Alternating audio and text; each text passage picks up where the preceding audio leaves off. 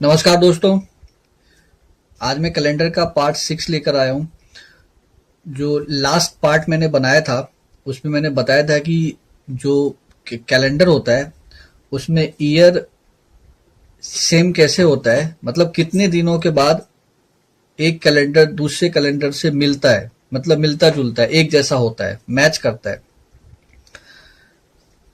तो उसमें मैंने सारा डिटेल्ड में एक्सप्लेन किया था सब सारी बातों को।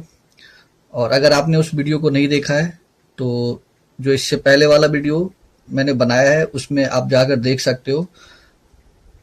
और उसमें आपको जितनी भी बातें हो सकता है जो कैलेंडर में किस किस तरीके से हम देखते हैं कि जो सामान्य ईयर का कैलेंडर है, जो जनरल ईयर का कैलेंडर है, वो जनरल ईयर से कितने सालों के बाद मैच करता है। तो मैं अभी जनरल ईयर की ही बात कर रहा हूँ, लीप ईयर की नहीं कर रहा हूँ। लीप ईयर कितने सालों के बाद मैच करता है वो मैं अगले वाले वीडियो में लेके आऊंगा। तो आज मैं कुछ क्वेश्चन लेके आया हूं जो उसी पे बेस्ड होगा कि कैलेंडर कितने सालों के बाद इक्विवेलेंट होता है, एक जैसा होता है, समान होता है। और मैंने ये भी बताया था कि जनरल ईयर का जो कैलेंडर होता है 6 साल के बाद और 11 साल के बाद एक दूसरे से मिलता है। मिलता कहने का मतलब यह है कि 1 जनवरी से लेके 31 दिसंबर तक जो उसमें डे होगा, दिन होगा, वो एक ही जैसा होगा जिससे वो कैलेंडर मैच कर रहा होगा। तो स्टार्ट करते हैं आज का ये सेशन। इसमें कुछ क्वेश्चन लेकर आया हूं मैं और मैं एक एक करके बताऊंगा कि आखिर जब क्वेश्चन आता है और ऑप्शन आता है तो हम कैसे इसको सॉल्व करें।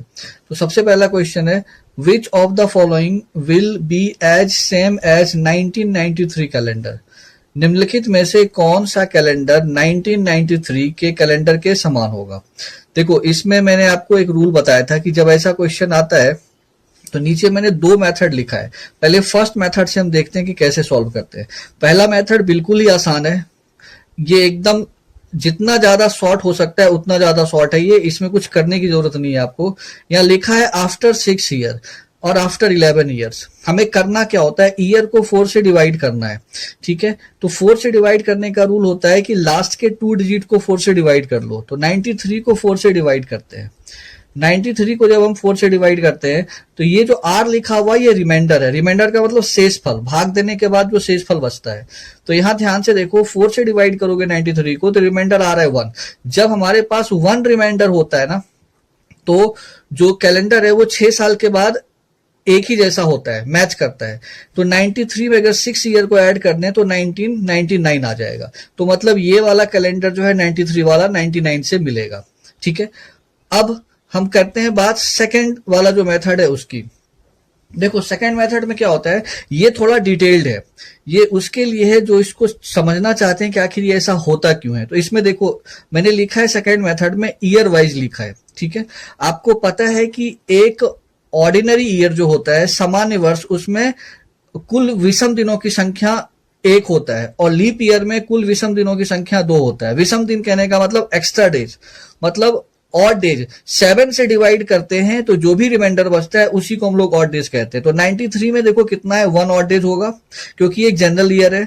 94 भी जनरल ईयर है, उसमें 1 ऑड डेज है। 95 में भी 1 होगा। 96 में 2 ऑड डेज होगा। 97 में 1 ऑड डेज होगा। 98 में 1 ऑड डेज होगा। अब करना क्या होता है, इन सभी नंबर ऑफ ऑड डेज को ऐड करना है। ऐड करने के बाद देखना है कि 7 से डिवाइड कहां पे हो रहा है। जहां 7 से डिवाइड होगा उसका नेक्स्ट वाला ईयर मैच करता है। करेक्ट। और एक बात का ध्यान रखना है कि जनरल ईयर का कैलेंडर जो है वो जनरल ईयर से ही मैच करता है, लीप ईयर से मैच नहीं करता है। ये बात मैंने लास्ट के वीडियो में बता रखा है। तो अब यहां से ऐड कर लो 1 1 2 1 3 3 2 5 3 2 5 5 एंड 2 7। तो यहां ध्यान से देखो, यहां पे मेरा 7 आ रहा है और अगर मैं 7 से 7 को डिवाइड करूं तो रिमाइंडर मुझे क्या मिलेगा, रिमाइंडर यहां पे 0 मिलेगा क्योंकि 7 से 7 को डिवाइड करने के बाद 0 रिमाइंडर। ठीक है, 0 आने का मतलब है कि ये रिपीट होगा। देखो, कैलेंडर में कुछ भी सेम करना होता है तो एक बात का ध्यान रखना है कि कैलेंडर एक साइक्लिक प्रोसेस होता है। अगर संडे आया है तो 7 दिन के बाद संडे आएगा, मंडे आया तो 7 दिन के बाद मंडे आएगा, क्योंकि हफ्ते में 7 दिन होता है। तो 7 से डिवाइड करने के बाद रिमाइंडर क्या आ रहा है, 0। 0 आने का मतलब रिपीट करेगा। मतलब कब, 98 तक तो हमने कंसीडर कर लिया, तो 1999 जो होगा वो सेम होगा 93 का। तो आई होप ये चीज आपको समझ में आ गया होगा, फर्स्ट मेथड और सेकंड मेथड। अब मैं चलता हूं दूसरे क्वेश्चन पे। देखो सेकंड क्वेश्चन है, which of the following year of calendar repeat itself as year 2006? निम्नलिखित में से कौन सा कैलेंडर वर्ष 2006 के रूप में दोहराया जाएगा?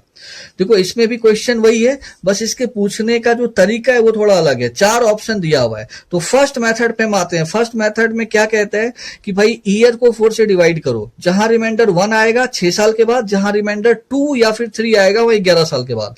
तो देखो 06 है, तो यहां अगर हम देखते हैं 06 को डिवाइड करके, क्योंकि 4 का रूल होता है लास्ट के 2 डिजिट को डिवाइड करो तो 4 से डिवाइड करो। यहां रिमाइंडर हमारा कितना आ रहा है, यहां रिमाइंडर आ रहा है 2, मतलब शेषफल 2 आ रहा है। ठीक है, तो शेषफल जब भी 2 आएगा तो 11 साल के बाद मैच करेगा।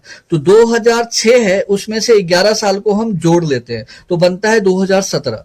तो 2017 वाला कैलेंडर जो है वो रिपीट करेगा। ये एकदम सिंपल मेथड है, आपको समझ में आ रहा होगा। नेक्स्ट, अगर मैं इसको थोड़ा एक्सप्लेन्ड वे में देखें कैसे होगा, तो 2006 से मुझे number of odd days year wise count करना है, ईयर वाइज। तो 2006 जो है एक जनरल ईयर है, 1 ऑड डेज। 7 भी जो है एक जनरल ईयर है, तो 1 ऑड डेज। 8 में 2 होगा। ये इस तरीके से जनरल ईयर 09 जो लिखा है 2009 है, इसको मैंने शॉर्टकट में लिखा हुआ है। तो इस तरीके से आप ऐड करते हुए चलो, 1 + 1 2 + 2 4 4 + 1 5 6 7 2 9 10 10 एंड 1 11 1 12 एंड 2 14। देखो यहां पे क्या हो रहा है, यहां पे आ रहा है 14। 14 क्या 7 से डिविजिबल है? तो 7 से डिविजिबल है। ये रिमाइंडर क्या आ रहा है, 0 आ रहा है। तो देखो जहां तक हमने कंसीडर कर लिया उसका नेक्स्ट वाला ईयर मैच करेगा। तो 2016 हमने ले लिया है, तो 2017 जो होगा वो मैच करेगा इससे, 2006 से मैच करेगा, क्योंकि जहां तक आप कंसीडर करते हो उसका नेक्स्ट वाला मैच करता है। तो देखो इसमें भी कितना आ रहा था 2017, इसमें भी आ रहा है 2017। ये year wise number of odd days को ऐड करना है, और जहां भी 7 से डिवाइड होता है ध्यान रखना है 7 का आपको मल्टीपल चेक करना है। और यह भी ध्यान रखना है कि अगर जनरल ईयर का कैलेंडर है तो जनरल ईयर ही आना चाहिए, लीप ईयर नहीं आना चाहिए, अगर पूरे कैलेंडर की बात करें तो देखो इस पे और इस पे मैंने चेक किया, दोनों का आंसर सेम आ रहा है। आई होप आपको ये वाला भी एग्जाम्पल समझ में आ गया होगा। अब एक क्वेश्चन और है हमारे पास, उसको भी लेके चलते हैं ताकि आपका जो पूरा कॉन्सेप्ट है वो क्लियर हो जाए और कोई भी डाउट ना रहे इस तरीके के क्वेश्चन के लिए। नेक्स्ट है, which of the following will be as equivalent as calendar year 2011? निम्नलिखित में से कौन सा कैलेंडर वर्ष 2011 के समतुल्य होगा? मतलब वही क्वेश्चन है, बस उसका शब्द पूछने का अलग है।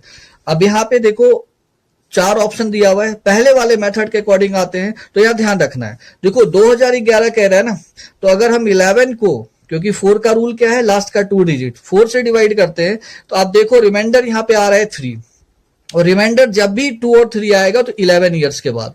तो 11 में अगर 11 जोड़ दें तो कितना आता है 2022। तो मतलब 2022 में ये कैलेंडर एक दूसरे से मैच करेगा। ठीक है, ये रूल समझ में आ रहा होगा। नेक्स्ट हम इस पे आते हैं।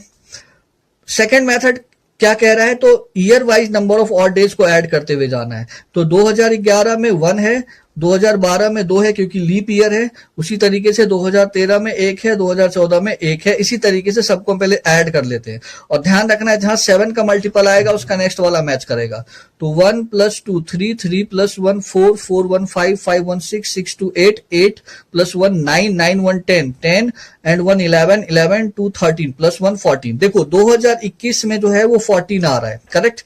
इसको अगर 7 से हम लोग डिवाइड करें, क्योंकि 7 से भाग करेंगे, एक हफ्ते में 7 दिन होता है, तो रिमाइंडर कितना आ रहा है, रिमाइंडर आ रहा है 0। तो देखो 2021 तक तो हमने कंसीडर करा है, उसका नेक्स्ट ईयर मैच करेगा, मतलब 2022 होगा वो 2011 के जैसा हूबहू होगा। तो इसमें भी वही आंसर, इसमें भी वही आंसर आ रहा था। ध्यान रखना है कि जनरल ईयर में जहां पे 6 साल में हो रहा होगा, और दोनों ऑप्शन अगर दिया हुआ है तो आपको 6 साल और 11 साल दोनों दे दिया, तो आपको ध्यान रखना है कि जनरल ईयर का कैलेंडर में जो आपको इस मेथड में बताया था, ईयर को 4 से डिवाइड करो, और जहां पे भी रिमाइंडर आएगा 1 वो 6 साल में रिपीट करेगा, और रिमाइंडर आएगा 2 और 3 तो 11 ईयर्स के बाद करेगा। दूसरा मेथड मेरा ये है, नंबर ऑफ ऑड डेज को आप जोड़ते हुए जाओ, और जहां 7 का मल्टीपल आएगा वहां डिवाइड करो, उसका नेक्स्ट वाला ईयर मैच करता है। तो मैं उम्मीद करता हूं कि आपको दोनों ही तरीका समझ में आ गया होगा बेहतर तरीके से।